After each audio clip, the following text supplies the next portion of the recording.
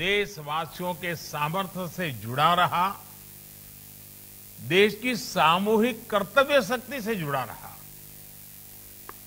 स्वच्छ भारत अभियान हो, बेटी बचाओ बेटी पढ़ाओ हो, या हर घर तिरंगा अभियान हो, मन की बात ने इन अभियानों को जन आंदोलन बना दिया। इसलिए एक तरह से मैं ऑल इंडिया रेडियो की आपकी टीम का भी हिस्सा हूं। साथियों, आज के इस आयोजन की एक और खास बात है। ये वंचितों को वरीयता की सरकार की नीति को आगे बढ़ाता है, जो अब तक इस सुविधा से वंचित रहे, जिन्हें बहुत दूर दराज में रहने वाला माना जाता था, वो अब हम सभी से और ज्यादा कनेक्ट होंगे। समय पर जरूरी जानकारी पहुंचाना हो,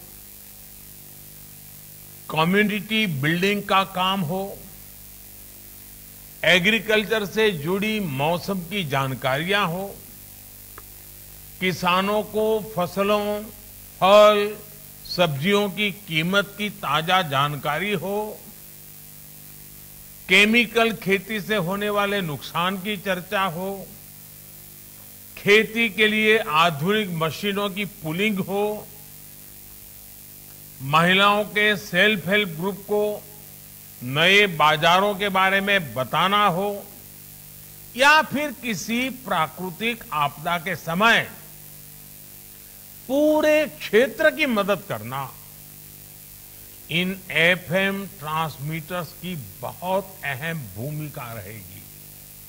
इसके अलावा एफएम की जो इंफोटेनमेंट वैल्यू है वो तो होगी ही।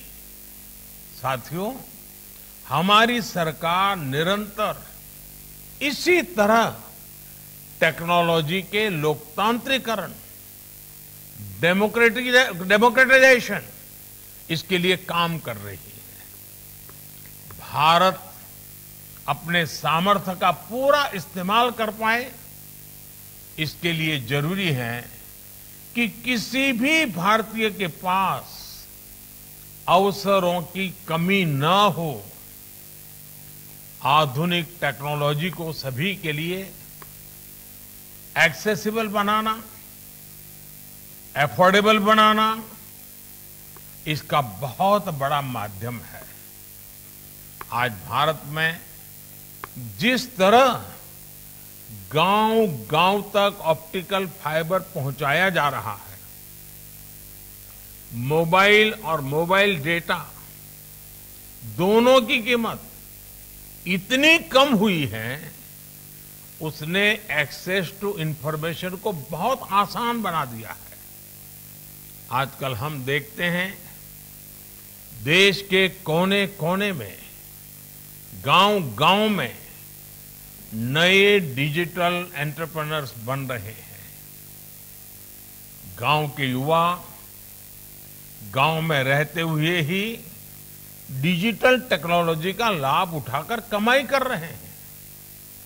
इसी तरह जब हमारे छोटे दुकानदारों को, रेहड़ी पटरी वाले साथियों को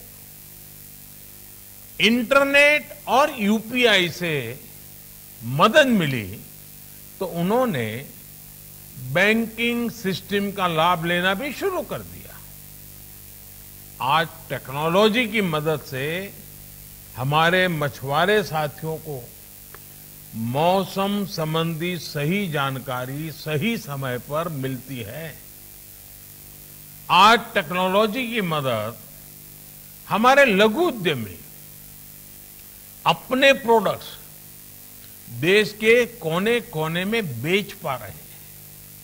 इसमें गवर्नमेंट ई मार्केट प्लेस यानी जेम से भी उन्हें मदद मिल रही है। साथियों, बीते वर्षों में देश में जो टेक रिवॉल्यूशन हुआ है, उसने रेडियो और विशेषकर एफएम को भी नए अवतार में गढ़ा है। इंटरनेट के कारण रेडियो पिछड़ा नहीं, बल्कि ऑनलाइन एफएम के जरिए, पॉडकास्ट के जरिए इनोवेटिव तरीके से सामने उभर करके आया है।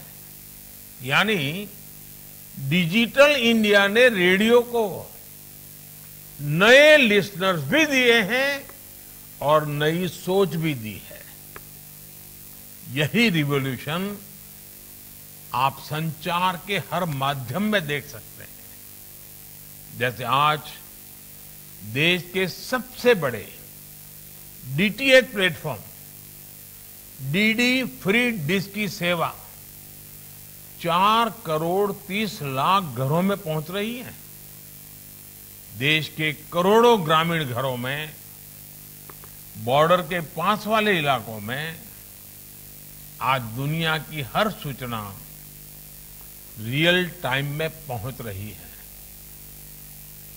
समाज का जो वर्ग दशकों तक कमजोर और वंचित रहा, उसे भी फ्री डिश से एजुकेशन और एंटरटेनमेंट की सुविधा मिल रही है।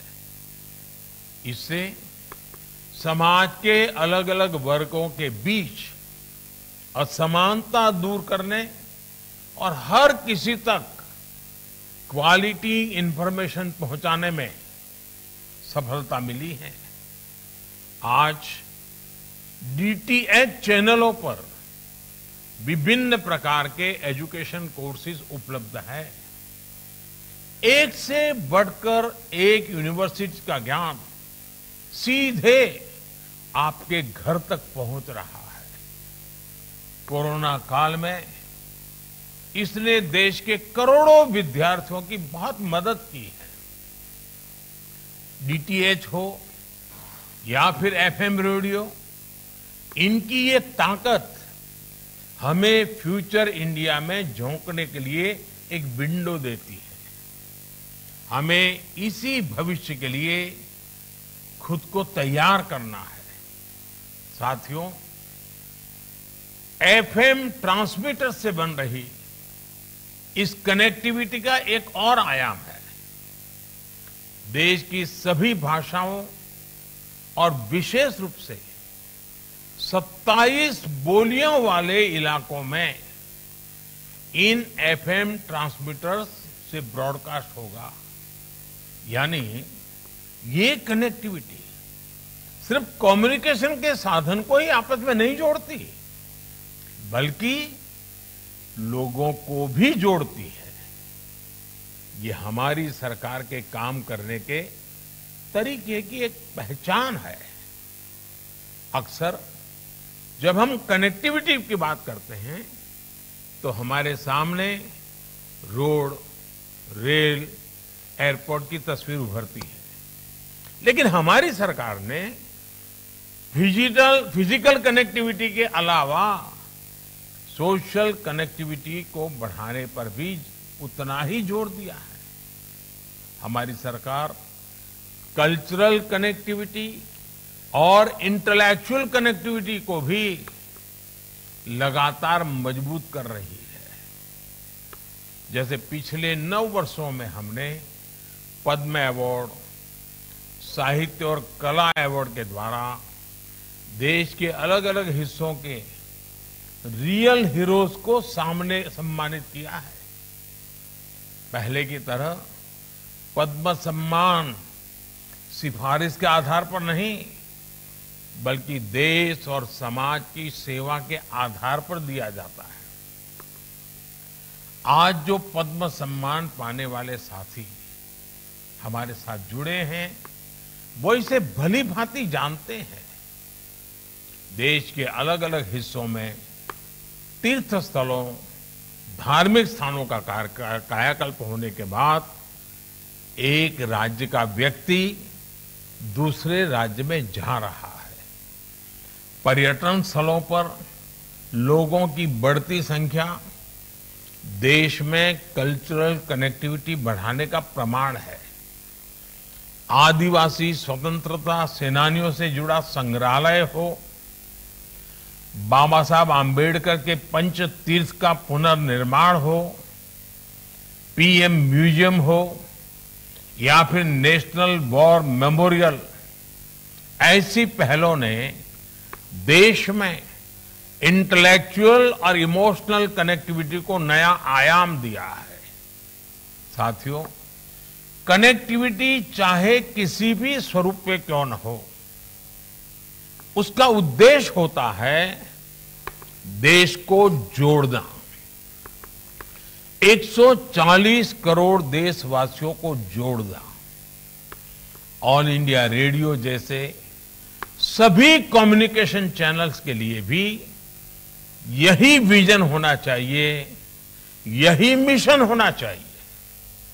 मुझे विश्वास है आप इस विजन को लेकर इसी तरह आगे बढ़ते रहेंगे। आपका ये विस्तार संवाद के जरिए देश को नई ताकत देता रहेगा। एक बार फिर आकाशवाणी को, देश के दूर दराज के क्षेत्र के मेरे प्यारे भाइयों बहनों को मैं बहुत बहुत शुभकामनाएं देता हूं, बहुत बधाई देता हूं। धन्यवाद।